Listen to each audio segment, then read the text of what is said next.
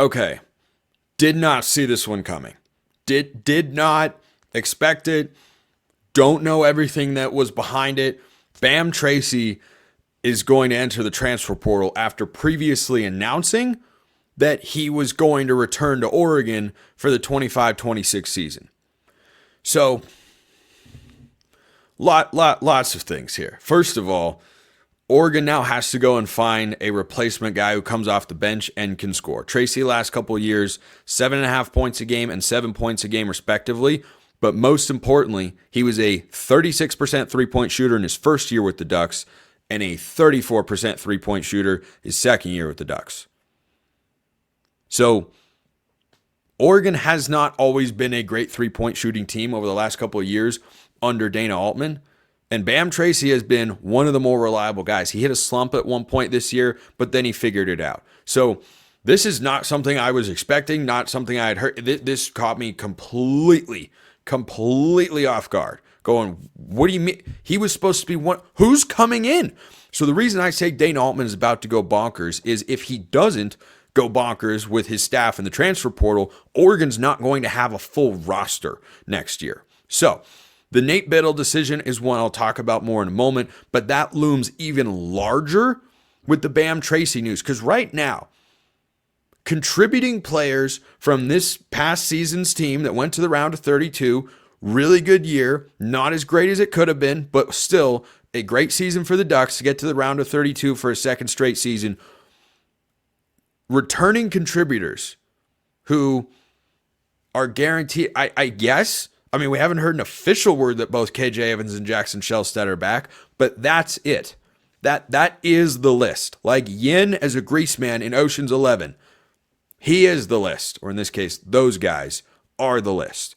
Because Nate Biddle is weighing an NBA decision. If you have Bam Tracey back, you're losing TJ Bamba, Brandon Angel, Raheem Moss, Supreme Cook, Mookie Cook. Well, who else exactly is there? What other options are there? I'll talk about a couple of prospects Oregon is looking at in the basketball transfer portal on tomorrow's show because this is the more pressing matter here. Oregon is, I think, going to add up to 7 guys. They could literally add 7 guys. I believe the total number of scholarship players they have on the roster at the moment with Biddle there is like 5.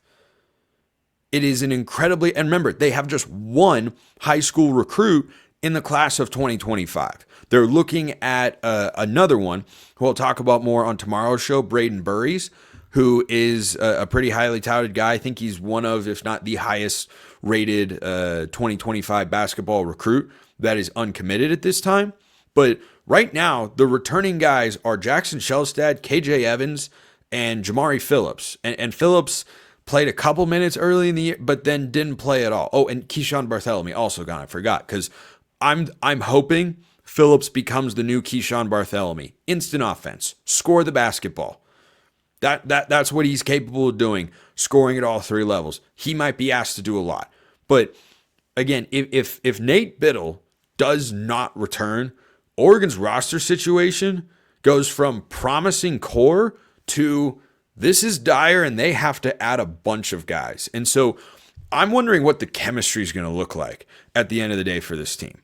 There are going to be so many new players. Now, last year's team brought in 2 high-profile transfers, and, Keyshawn Bartholomew was hurt, so he wasn't a new player, but he hadn't been around as much for the Ducks with regards to playing time because of his injury, and that probably cost Oregon a Sweet 16 berth with Kuznard and Dante. If you'd put Bartholomew in there, they win the game. But anyway, Oregon athletics and what ifs. Oh boy, where have I seen that one before? So Oregon could add a lot of guys. They have a bunch of scholarships available, and now they just have a bunch of needs all over the place. And so for Nate Biddle, if he doesn't return, that's even worse. Like, if Biddle isn't back, you're not just losing a starting big man. Yes, KJ Evans will be your starting power forward, but you will have no starting center for a team and a system, talking about systems earlier, for Dana Altman that has always revolved, when it's at its best, around a center in some capacity, at least in the last 5-6 years or so, whether that's been Nate Biddle or N'Faly Dante. Those two guys have been really, really key to what Oregon does, or having a great defensive big like Jordan Bell or Kenny Wooten.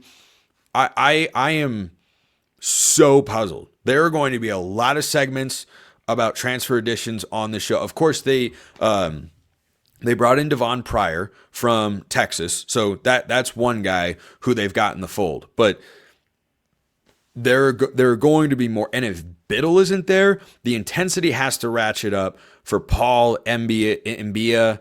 I don't know how to pronounce his name properly, but we'll get there eventually. The Frenchman big man who plays for a team that's owned by Tony Parker over there. He plays in kind of the U21 circuit. A lot of those international guys have come over before. And Arizona's had a couple. I think there are other teams in the tournament where I've seen them pop up. But anyway, so Nate Biddle's return is honestly, with Bam Tracey's departure, the biggest story for Oregon basketball right now. Even more than who else are you going to add? Because Pryor is an intriguing prospect coming over from Texas, who this past year averaged 3 points a game. So you're hoping he takes a massive step forward. Now that happens in college basketball all the time. It's not unheard of. But you're looking without Bam Tracey there. And again, I do not know why he left. I don't know if the coaching staff wanted him to leave or if he found a better offer or what. He's not going to the NBA draft because he's not an NBA prospect. He's going to the transfer portal. So I really did not see that one coming. And I like knowing that he was coming off the bench. And him and Pryor as your small forwards, I think is a pretty solid place to be. But now that creates another void. Maybe it creates an opening. Maybe Des Lindsey, who came in from the JUCO ranks a year ago and didn't play this season, maybe he's ready to go. I don't know. But retaining Nate Biddle, just from a proven returning production standpoint and continuity, Oregon needs him back badly right now. So hopefully he forgoes the NBA for one more year, comes back to college, bulks up, and helps Oregon make a run in the NCAA tournament, which they could do. I mean, Jackson Shelstad, Nate Biddle, KJ Evans, darn good core, but there are big pieces and big names that are going to commit to Oregon because they're going to have to. They're going to have to. Big numbers, I should say. Hopefully they are big names and big-time players. But this is a completely unexpected development for me. And I am now looking at this Oregon roster, kind of like Oregon football, like excited about who they bringing in.